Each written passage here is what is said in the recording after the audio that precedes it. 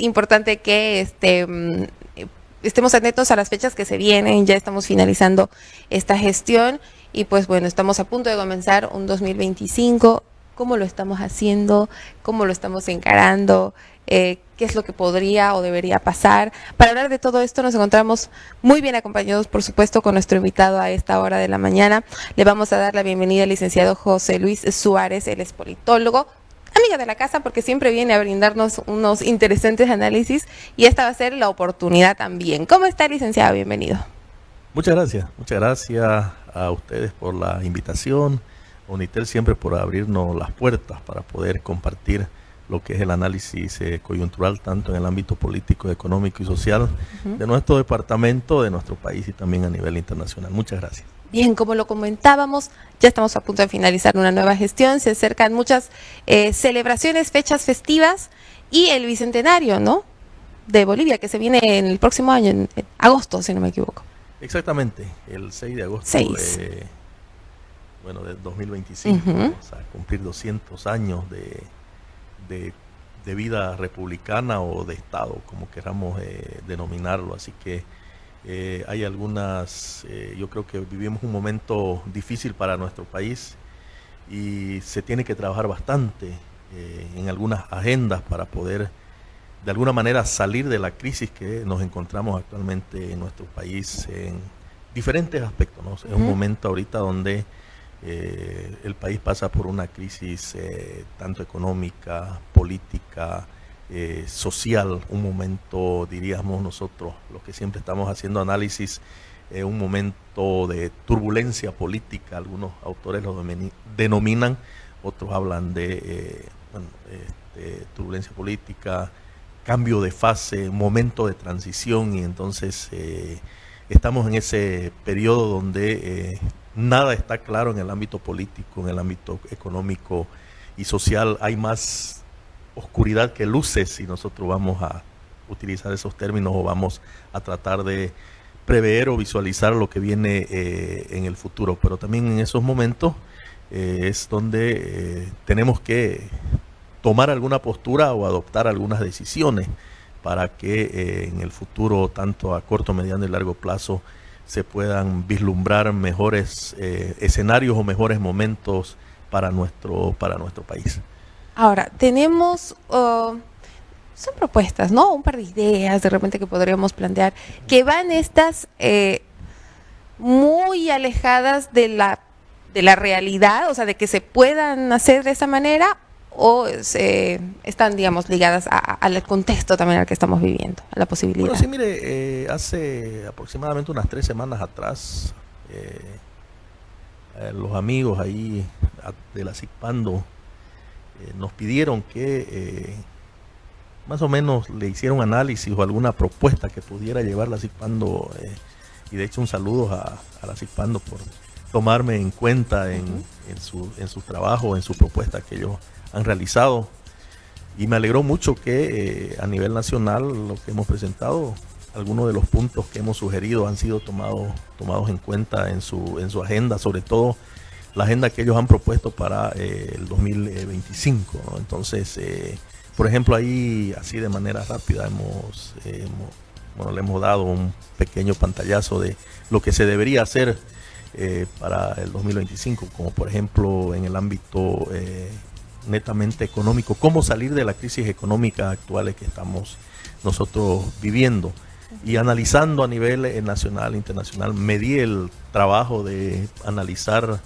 cuáles fueron, por ejemplo, los países que han crecido, los que más han crecido en el primer cuarto de siglo que estamos viviendo, es decir, del siglo XXI, tanto a nivel internacional como también a nivel sudamericano, ¿no? Entonces ahí, por ejemplo, los países que normalmente han crecido estos últimos tiempos, hay algunos indicadores que también a nosotros nos sirven para las propuestas y para lo que podamos realizar en el ámbito político en nuestro país. Por ejemplo, los países que más han crecido en estos últimos 25 años han sido países que están ligados, por ejemplo, con la infraestructura y con la industria, la agroindustria y con la tecnología, que son, yo diría, los 3 pilares más importante de crecimiento de los países a nivel mundial. Entonces, por lo tanto, la propuesta que nosotros debemos consolidar en nuestro país tiene que ir, y para salir de esta crisis económica, y lo he dicho en diferentes análisis, no es la primera vez que lo digo, tenemos que trabajar, por ejemplo, en tema infraestructura caminera. Siempre pongo de ejemplo en nuestro departamento, ¿no? Nuestro departamento, para ser un polo de desarrollo, ¿qué es lo primero que tenemos que realizar? Trabajar en infraestructura caminera, ¿no? Un sueño anhelado de los bolivianos desde que tengo uso de razón es, por ejemplo, el asfaltado del kilómetro 19 extrema, que nos ayudaría a conectarnos de una manera más rápida y más solvente con el vecino país del Perú. Las relaciones comerciales mejorarían y por ende también los precios de la canasta familiar, que hoy por hoy está bastante elevada y bastante escasa, eso también ayudaría a mejorar. Entonces, esos son algunos proyectos que se tienen que priorizar y trabajar en la Agenda 2025 si hablamos en nuestro país, y obviamente hay otros proyectos de gran impacto a nivel nacional que me imagino están inscritos o están estipulados en el proyecto general del Estado, que dicho sea de paso no ha sido aprobado aún por la Asamblea Legislativa Plurinacional y no sabemos si lo van a hacer en la presente gestión. Lamentablemente esperemos que así sea, ¿no? Entonces, otro de los factores importantes también es el tema de la tecnología, ¿no? Los países que más crecen actualmente están enfocados en el tema de la tecnología. Un claro ejemplo, China.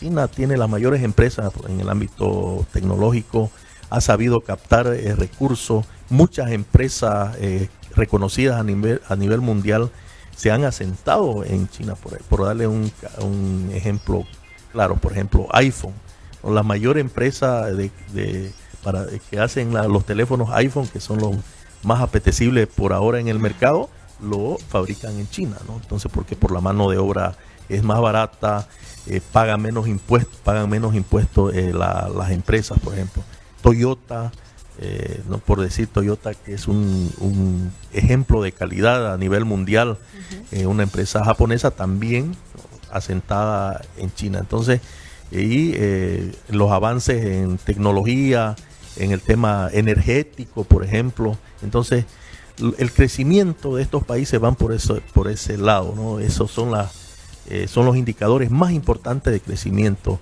y no dejando de lado, en tercer lugar, el tema de la agroindustria, por ejemplo, ¿no? China ha sido un país que ha trabajado mucho en su industria, en su agroindustria. De hecho, Brasil también se mantiene por eso, como algunos de los países. Yo ayer, por ejemplo, revisaba algunos indicadores de crecimiento del 2023. Paraguay, por ejemplo, ha sido el país que más ha crecido en Sudamérica, con un 5.36% del Producto Interno Bruto. Y los principales indicadores de crecimiento, ¿cuáles son? La agricultura y la energía. En segundo lugar, el 2023 está Brasil, que creció un 3.7%. ¿Y en qué lo hizo? En diversificación de diferentes sectores, ¿no? Por ejemplo, Brasil ha atraído inversiones extranjeras, ¿no? Ha abierto, por ejemplo, a que muchas empresas puedan ensamblar sus productos en Brasil. Por ejemplo, carros, celulares, por ejemplo, ¿no? Los celulares Samsung, por ejemplo, que venden en Brasil, lo ensamblan en Brasil.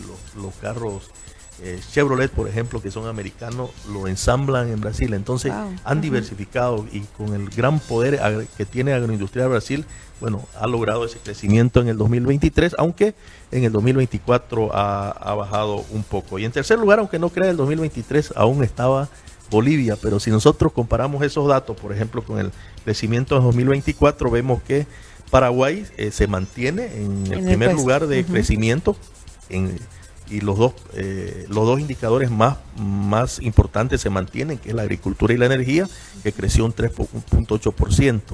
En segundo lugar ya aparece Uruguay, por ejemplo, ¿no? Que estaba en cifra roja el 2023 con un 3.2%, y Perú el 2.9%, sobre todo en el tema de inversión pública, ¿no?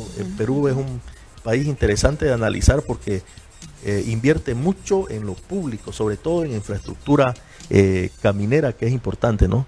Entonces han entendido de que el trasladar productos de un lugar a otro, tanto interna como externamente, bueno, la infraestructura caminera es muy importante. Entonces, por ejemplo, Uruguay también ha adoptado algunas políticas fiscales que son importantes, ¿no? De captar, por ejemplo, mayores recursos internacionales, mayores impuestos en algunos temas, y eso ha hecho también que su economía vaya subiendo. Pero lo básico, digamos, y es lo que nosotros queremos dejar para nuestro país.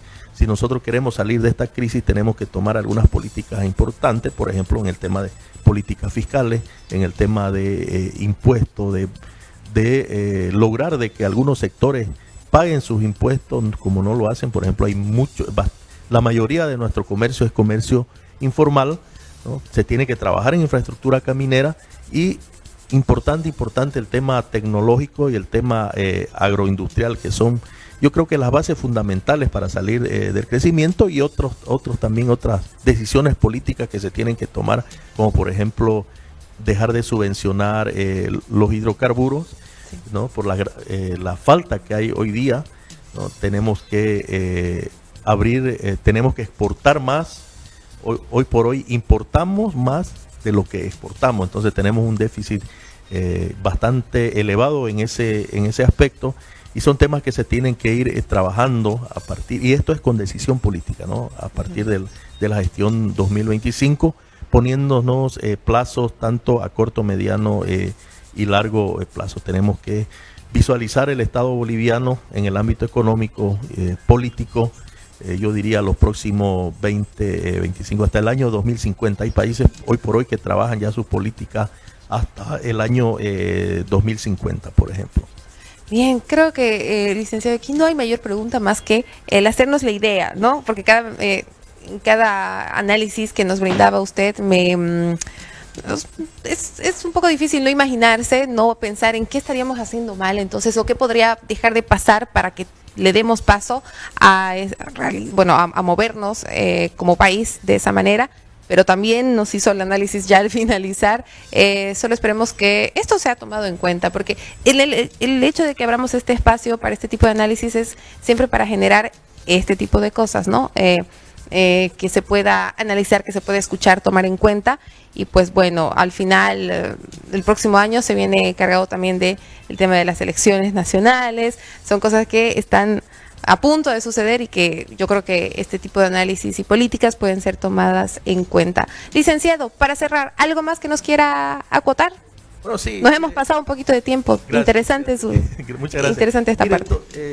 Yo digo, lo que en nuestro país tenemos que hacer es tomar decisiones políticas trascendentales, ¿no? Y para finalizar, por ejemplo, ayer nosotros viendo los últimos 20 años en nuestro país, ¿cuál era la discusión de cómo íbamos a redistribuir los recursos, ¿no? Sí. Entonces había el pacto fiscal, ¿no? Cómo vamos a distribuir los recursos de coparticipación tributaria, ¿no? del IDH, porque habían los recursos, ¿no? Ahora no, ahora la política tiene que ser al revés, ¿no? De cómo vamos a captar recursos, y los recursos los vamos a captar, bueno, por los caminos así que de manera general he dado, ¿no? Invirtiendo en infraestructura, adoptando tecnologías en nuestro país, hacer que empresas vengan y puedan invertir en nuestro país, sobre todo en el ámbito de la tecnología, y el tema de abrir los mercados, exportar más, importar menos, ¿no? Y bueno, otras políticas que en su debido momento vamos a ir desglosando paulatinamente en otra oportunidad cuando tengamos mayor tiempo. Así que muchas gracias. Gracias por el espacio y un saludo a toda la población. Le agradezco una vez más, licenciado. Amigos, pausa en la revista, por favor, rapidísimo.